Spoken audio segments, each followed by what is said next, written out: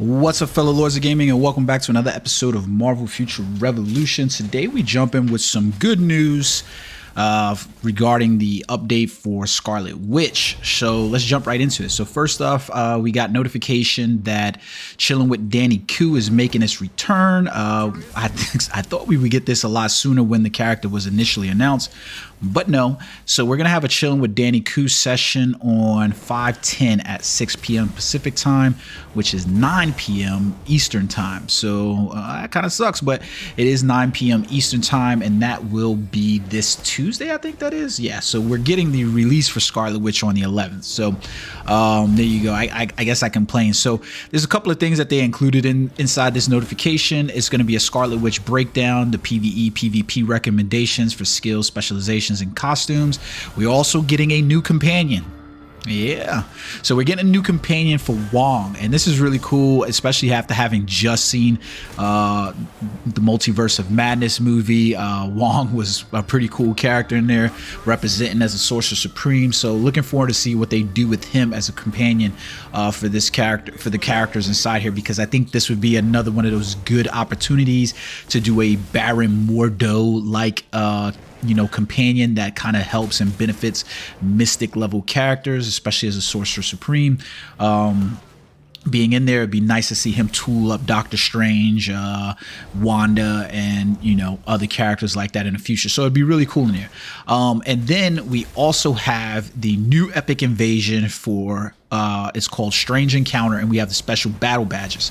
So that's also good information inside there, because we having the invasions, they do get kind of boring after playing through them so many days, but I do believe that they are good events that cycle in, and they do generate some kind of interest in the game, especially if they're new invasions. And the special badges have added a bit of a kick to the game as well, in terms of helping players reach those new heights and levels. So I'm not going to complain about those in and of itself alone. I do wish that they would do something maybe with like the reward system, where if I use a certain amount of tokens for one play, like if I can use all my 3 tokens at one time for one playthrough, then I get the triple rewards or something like that. So that way I'm not having to play through it 3 times, you know what I mean?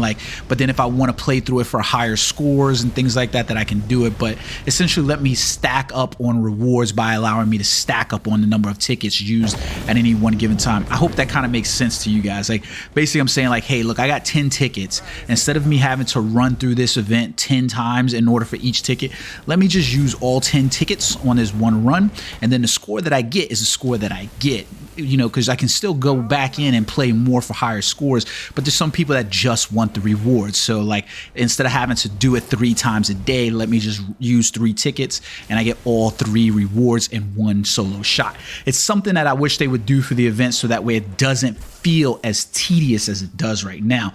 But that's what I'm asking for. Let me know what you guys think about that in the comment section below. While you're in that comment selection, hit that subscribe button, all right? So let's talk about the next thing that they've gotten notified inside here for the 2nd week update of May notice. So it's weird that they listed it that way as the 2nd week of May. I don't understand that, why they did that. But there's a couple of things here that I want to talk about. Specifically, they immediately addressed the Alliance rankings reset. So basically, because it's going to happen on pretty much like a Tuesday into the Wednesday, there's going to be that 1-day period where the Alliance rewards and stuff like that are there. So they're basically letting everybody know that those things are going to be reset. So you can see it broken down here by the reset notification. So if there's an X next to it, then it's going to be reset. You know what I mean? For Alliance Omega War is saying that is not applicable. The Alliance raid for the personal and Alliance achievement rewards, those are going to be reset as well. So make sure that you're aware of that. Basically, you want to get as much Alliance stuff done tomorrow, so that way it resets, or on Monday, Tuesday, so that way when it resets coming into Wednesday, you're basically starting out anew. Now there's some really interesting information down here at number 3, 4, and 5, and let's talk about those and spend some time, right? So number 1, they're basically saying they're adding draw tickets into the normal token shop. So if you were basically you go inside the shop and then go to tokens, they're going to have a normal token shop, right?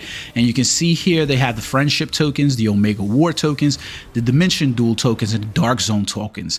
So basically the item name for these are going to be inside here. They're going to add inside the friendship token shop, they're going to add the costume draw ticket, the Omega War tokens are going to add the card draw ticket, Dimension Duels are going to have Dimension Box, and the Dark Zone is going to have draw ticket selection boxes.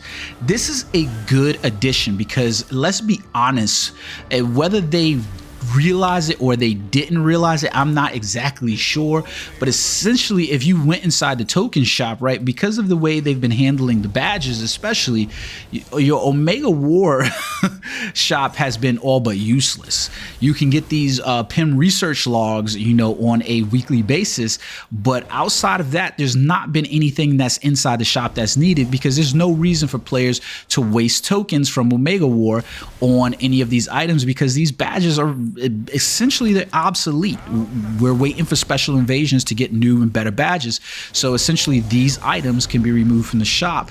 The same thing isn't true necessarily for Dimension Duels tokens. So it's kind of good because those Dimension Duels, you have a lot of different items inside there. But the Dark Zone, you have the same problem, right? So no longer are you really playing Dark Zone in order to acquire battle badges. You're really just playing Dark Zone to get the crystal rewards and the benefit of playing with other players. I'm not a huge fan of Dark Zone, although I do recognize it is a loss for me not to generate crystals.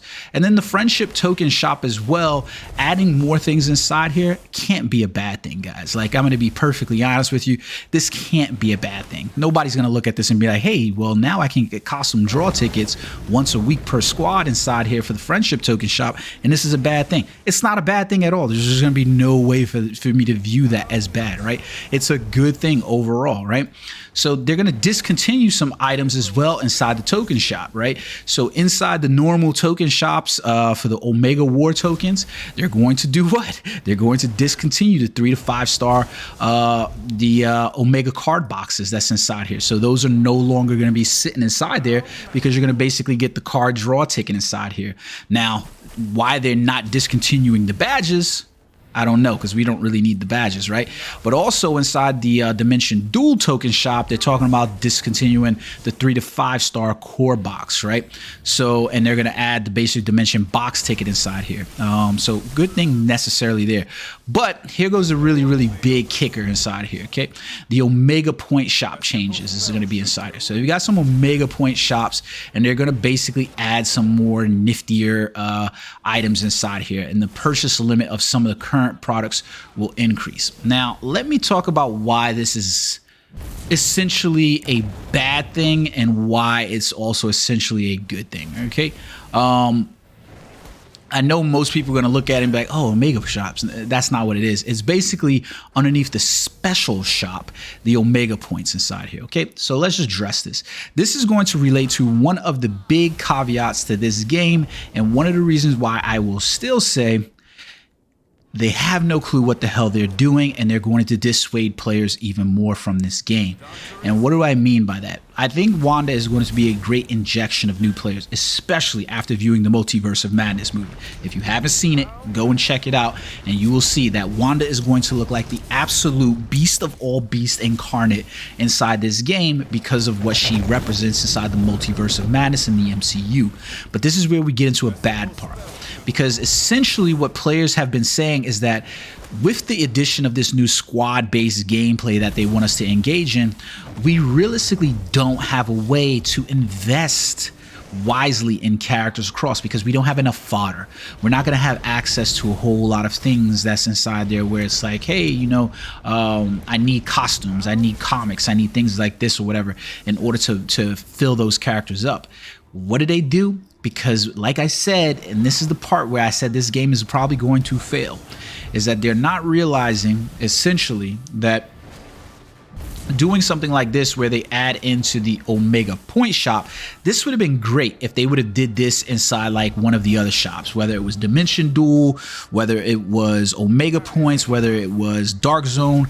This would have been great if they added these items as availability inside those. Then you could at least say we're making a small push towards being able to get players items in their hands, free to play or you know, whale level players items inside their hands, because now we've made a tokenization of those items that no longer matter, because badges inside Dark Zone, Omega War don't matter anymore. We just need the badges from the Special Invasion. But what they essentially have done here is they've basically monetized once again and increased the ability for you, the player, basically to jump inside here and as a whale out on things that other players would not be able to whale out. So for instance, right now, if you look at all the costume sets inside here, you'll notice that it's one time per squad, one time per squad, one time per squad. You can see that across the board, right? These purchase limits basically hindered and nullified the ability for you to get out at that part, to get out and ahead of the pack, right?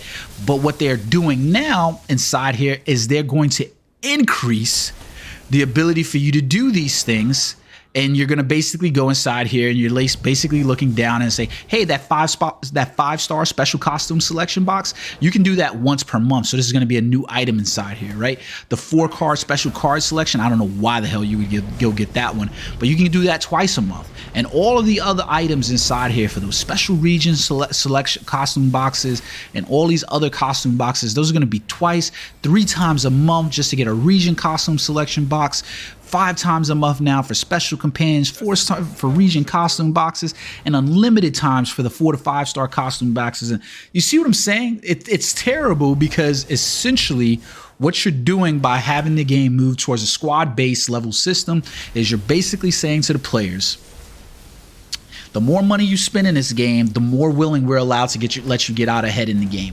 And we're not even being, you know, like deceitful about it. We're just straight out saying this is a pay to win system.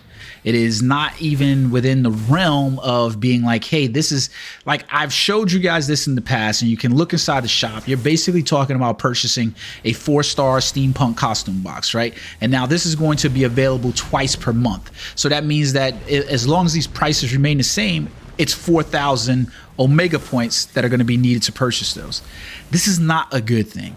This would have been great had they decided that now, with the advent of these normal token shops and with the what is all amount to as the discontinuation of the badge system, to maybe add these items inside here, inside these shops, so that way now players had a way to obtain things like, hey, Wanda's coming out, maybe I want 2 pieces of steampunk costumes, and I have the ability to get these inside here because I've saved up enough Omega points.